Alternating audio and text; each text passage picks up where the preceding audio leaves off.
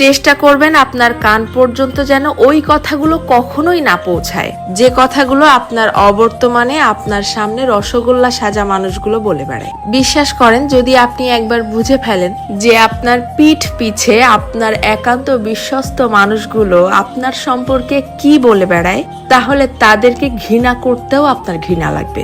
যদি আপনি বুঝে ফেলেন আপনার কান পর্যন্ত কোনো কায়দায় যদি কথাগুলো চলেও আসে, তখন আপনি এমনিতেই নিঃশব্দে মেনে নিতে বাধ্য হবেন যে আপনার আশেপাশে আসলে আপনার বিশ্বাসযোগ্য কেউ নেই। যখন কেউ আপনার প্রশংসা করবে, সেটা তারা কোনো রকম রিয়াকশন ছাড়াই চুপচাপ শুনবে। অথচ কেউ যখন আপনার সম্পর্কে খারাপ কিছু বলবে, সেটা দেখবেন যত দ্রুত সম্ভব এরাই মানুষের মধ্যে ছড়িয়ে দিবে। আপনি যতই ভালো হন, যতই তাদের হেল্প করেন, যতই তাদের সাথে ভালো মনে মিশতে চাওয়ার চেষ্টা করেন, কোনো লাভ নেই। কারণ এরা আপনাকে হিংসা করতেই বেশি পছন্দ করে।